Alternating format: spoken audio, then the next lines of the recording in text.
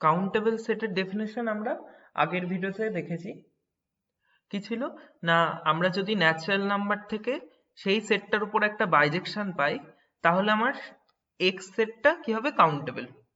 আচ্ছা, বাইজেকশন আছে মানে এন টু এক্স সারজেকশন আছে, আবার এক্স টু এন আমার ইনজেকশন আছে। এই তিনখানা স্টেটমেন্ট ইকুইভ্যালেন্ট। কিভাবে সেটা প্রমাণ করব? যদি ওয়ান ট্রু হয়, মানে এক্স কাউন্টেবল, তার মানে 2 আর 3 অবশ্যই ট্রু, কারণ এন টু এক্স আমার একটা সারজেকশন আছে, আবার এক্স টু এন আমার একটা ইনজেকশন আছে, তাই তো? মানে যদি 1 ট্রু হয়, তাহলে 1 কি কি ইমপ্লাই করে? 1 2 ইমপ্লাই করে, আবার 1 3 ইমপ্লাই করে। এখন এই তিনখানা স্টেটমেন্ট আমার ইকুইভ্যালেন্ট দেখাতে গেলে কি করতে হবে? 3 ইমপ্লাইজ 1 এটা দেখাতে হবে, 2 ইমপ্লাইজ 1 এটা দেখাতে পারলেই হবে। তাহলে আমি 3 ইমপ্লাইজ 1 টা দেখাবো, আর 2 ইমপ্লাইজ 1 যেটা থাকবে সেটা বাড়ির কাজ থাকবে। আচ্ছা, তাহলে আমরা কিভাবে দেখাবো যে যদি 3 নম্বর স্টেটমেন্টটা ট্রু হয়, সেখান থেকে আমরা কিভাবে দেখাবো যে এক্স কাউন্টেবল? আচ্ছা, 3 নম্বর স্টেটমেন্টটা কি বলছে এখানে লিখি। 3 নম্বর বলছে there exist injection from X to N. আচ্ছা, এক্স টু এন এ আমার একটা ইনজেক্টিভ ম্যাপিং আছে, ধরে নিই সেটা এফ। এফ হচ্ছে আমার একটা injective mapping from X to N. আচ্ছা, তাহলে এক্স টু এন ড্যাশ, যেখানে এন ড্যাশ হচ্ছে ইমেজ অফ এফ, এটা একটা সারজেক্টিভ ম্যাপিং, তাই তো?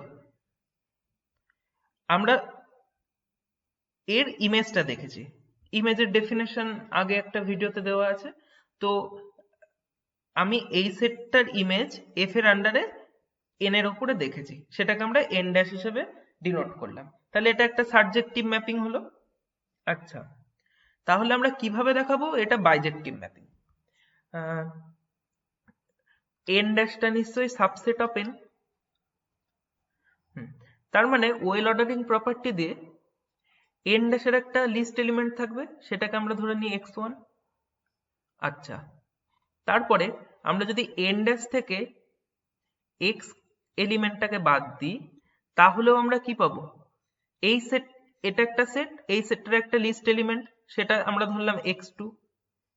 এরপরে আমরা কি করব না, এন ড্যাশ থেকে x1 x2 এই এলিমেন্টটা বাদ দিয়ে যে সেটটা আমি পাবো, এই সেটটার লিস্ট এলিমেন্ট আমরা ধরলাম x3। তাহলে এভাবে যদি আমরা সাজাতে থাকি, যদি আমার এক্স সেটটা ফাইনাইট হয়, তাহলে এটা ফাইনাইট টার্ম অব্দি গিয়ে থেমে যাবে, তাহলে তো কোনো অসুবিধাই নেই, কারণ এক্স যদি ফাইনাইট হয় সেটা কাউন্টেবল হবে, সেটা তো আমরা আগের ভিডিওতেই দেখেছি। তো এবার যদি এক্সটা ইনফাইনাইট হয়, তাহলে এরকম ভাবে চলতে থাকবে। তাহলে আমরা এখন নতুন একটা ফাংশন যদি কনস্ট্রাক্ট করি এভাবে, যে f1 such that x যাচ্ছে কোথায়, xi, such that I belongs to n। এটা একটা বাইজেকশন। অবশ্যই আমি এখান থেকে যে এলিমেন্টই নিই, সেটা আমার এন ড্যাশের লিস্ট এলিমেন্টে প্রথমে ম্যাপ হলো 1 এর জন্য, তারপরে x2 তে ম্যাপ হলো। এভাবে আমরা কি পেয়ে গেলাম, একটা বাইজেকশন পেয়ে গেলাম। কোথা থেকে? x থেকে এন ড্যাশে আমরা একটা বাইজেক্টিভ ম্যাপিং পেয়ে গেলাম। আচ্ছা, আমরা কি জানি যে কোনো কাউন্টেবল সেটের মানে ইনফাইনাইট সাবসেটও কাউন্টেবল হয়, মানে n একটা কাউন্টেবল সেট, তার একটা সাবসেট আমার n ড্যাশ, ইনফাইনাইট সাবসেট একটা n ড্যাশ, তার মানে n ড্যাশ অবশ্যই কাউন্টেবল, তাই তো? তার মানে আমরা একটা ফাংশন নিশ্চয়ই পাবো g, যার জন্য n ড্যাশ থেকে n এ একটা বাইজেকশন থাকবে, তাই তো? কারণ n ড্যাশ কাউন্টেবল, n টা কাউন্টেবল, তার মানে আমরা একটা বাইজেক্টিভ ম্যাপিং পাবোই। অর্থাৎ আমরা এখন যদি এই ফাংশনটাকে কনসিডার করি g অফ f1, তাহলে এই ফাংশনটা আমার কিন্তু x থেকে n এ একটা বাইজেকশন দিচ্ছে। অর্থাৎ আমরা এক্সটাকে কি বলতে পারি? কাউন্টেবল।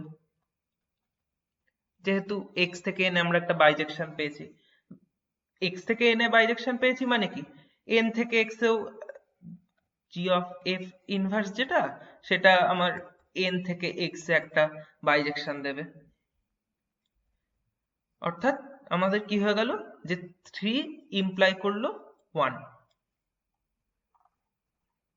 অর্থাৎ কোনো সেট কাউন্টেবল কিনা সেটা দেখানোর জন্য আমাদের শুধুমাত্র এটুকু দেখালেই হবে যে ওই সেটটা থেকে n এর ওপরে কোনো ইনজেক্টিভ ফাংশন আছে কিনা।